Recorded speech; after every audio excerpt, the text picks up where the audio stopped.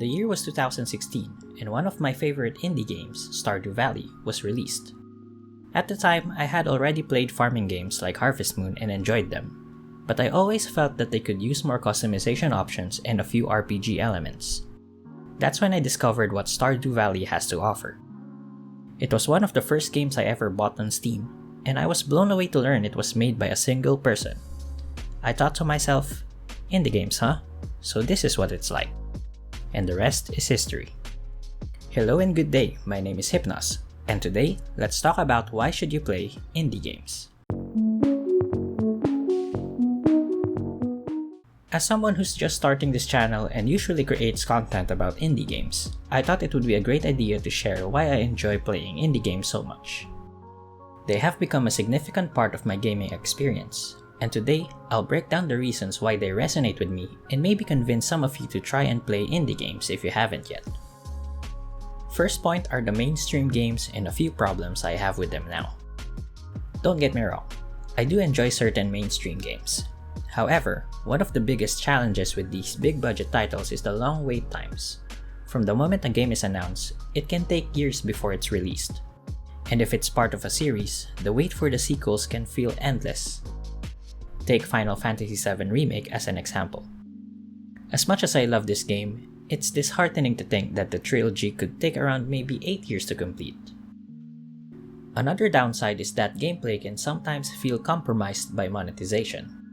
Many games push in-game purchases, battle passes, or mechanics designed to encourage spending. A perfect example is The Sims.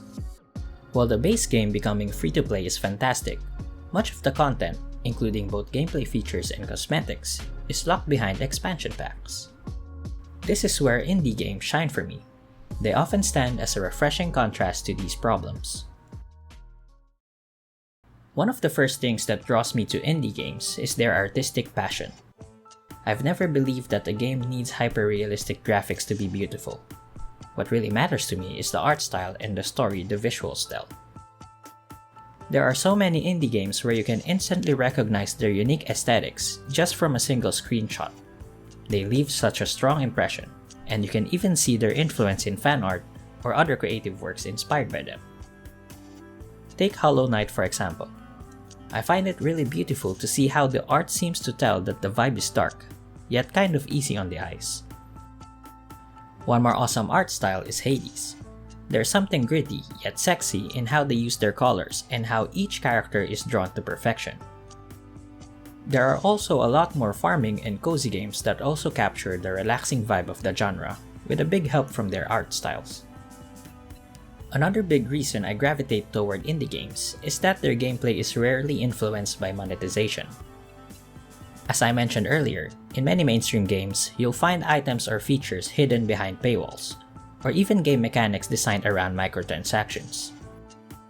To be honest, this shouldn't even be a conversation.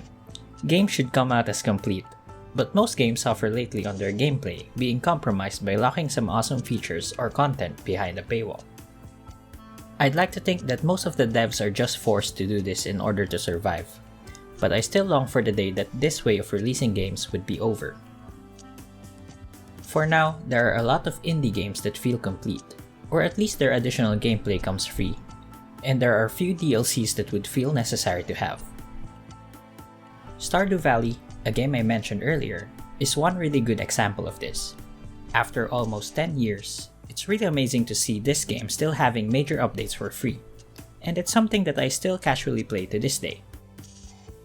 Another perfect example is No Man's Sky, developed by Hello Games, which is a little bit bigger indie studio. Although having its rough release, the studio slowly released more and more content for free. And these updates are not just your usual small patches, but there is also a lot of content for each major update. Next, let's talk about inspirations.